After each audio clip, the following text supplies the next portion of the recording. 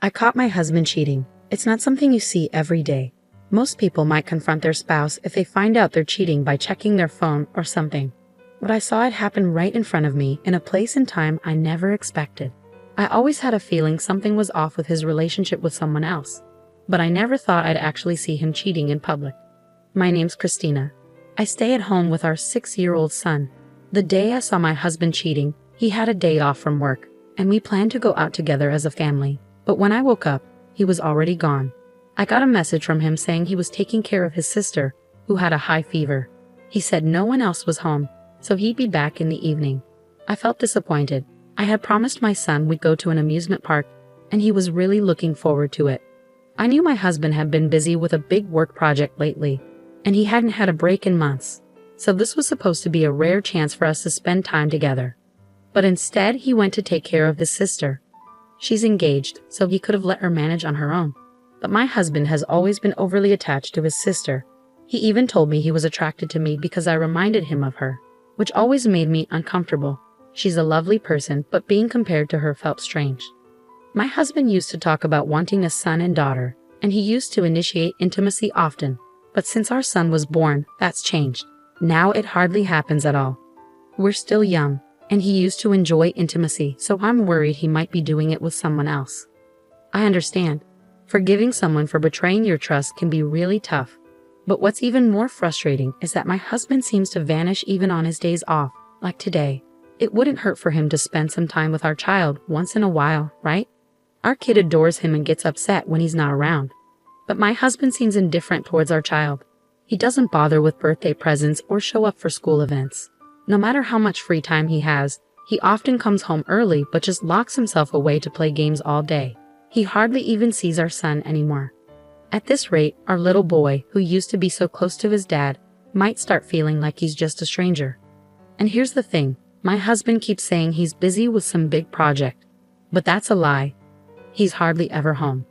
So I asked an old classmate who works at the same company as him if my husband is really that busy. Turns out, my husband's not known for being a workaholic at all. People actually joke that he's more of a desk-warming employee who doesn't have much to do and always looks bored. He clocks out on time every day. Hearing this confirmed my suspicions. Despite claiming to be swamped with work, his paycheck hasn't changed much, and he never seems tired from working overtime. It just doesn't add up, and it makes me wonder if he's cheating. Feeling pretty frustrated, I finished making breakfast. When I checked the time, I noticed something odd. Normally, my son wakes up by 7 a.m., even if I don't wake him, but it was already past that time. If we didn't hurry, he'd miss the nursery school bus. So I hurried to wake him up. In his room, he was still fast asleep.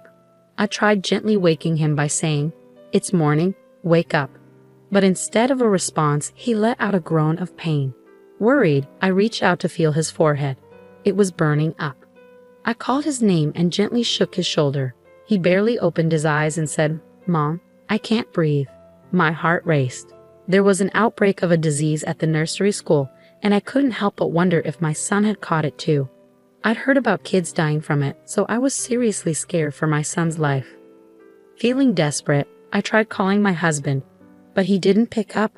I couldn't wait for an email reply, so I reached out to my mom, who's a nurse, for advice. Following her instructions, I quickly made an ice pack and checked my son's temperature.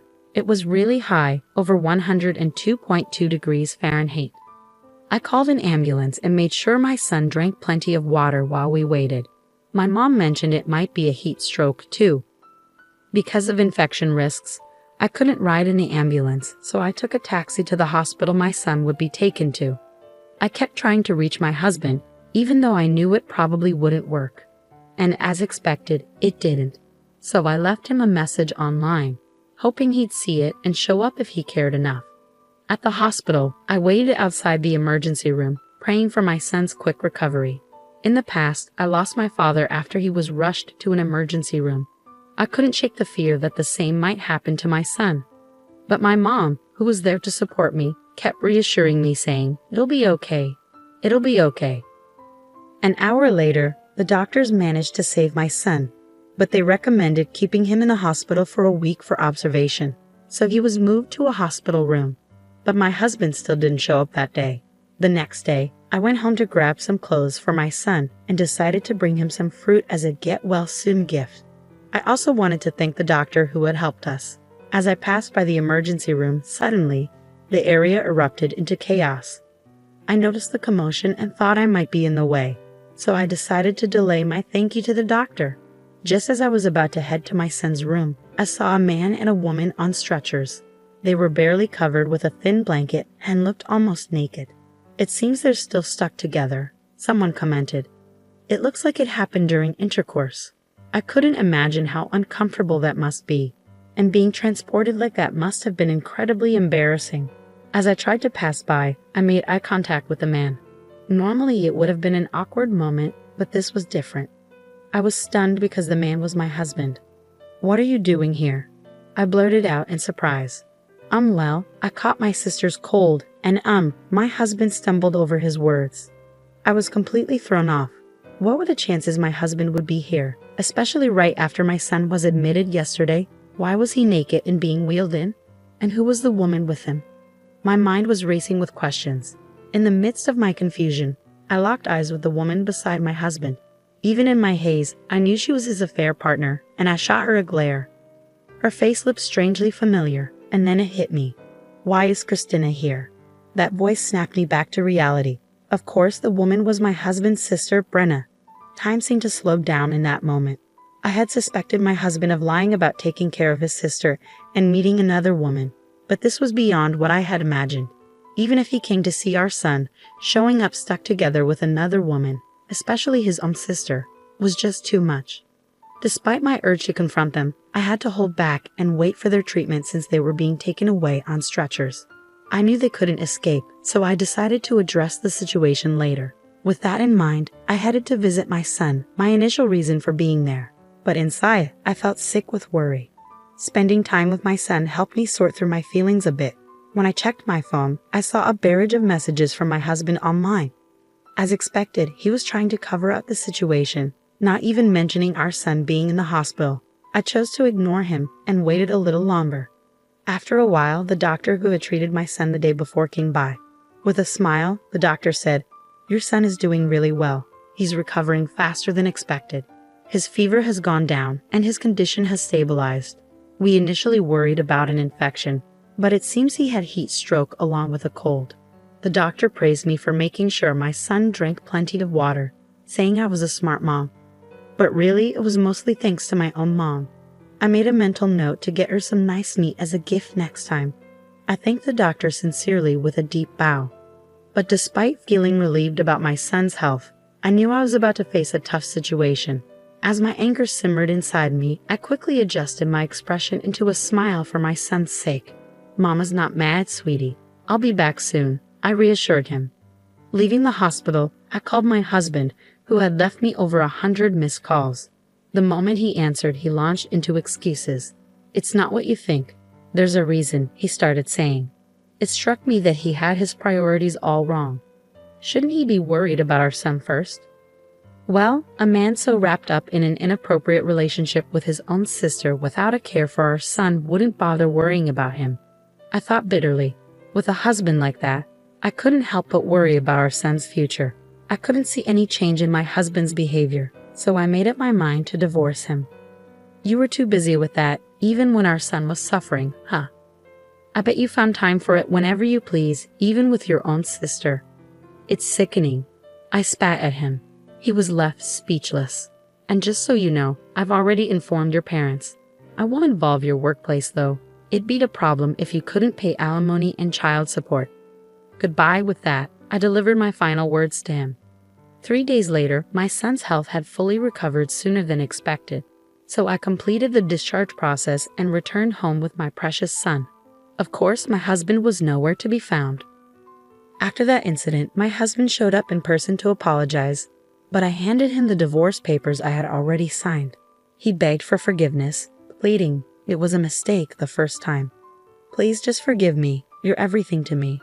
But in a stern tone, I told him, "You're still lying. Even now. I already know everything. Your sister confessed everything." I knew my husband wouldn't accept the divorce easily, so I first approached his sister, who was involved in the affair. "Congratulations on your upcoming wedding," I said to her. "Thank you. I wanted to send you a message, but I thought of a better idea." "Want to hear it?" she replied. "You're not going to tell anyone about this, right?" she pleaded. "Oh, I plan to. I want everyone to see who you really are." "It'll be crystal clear," I said with a smirk.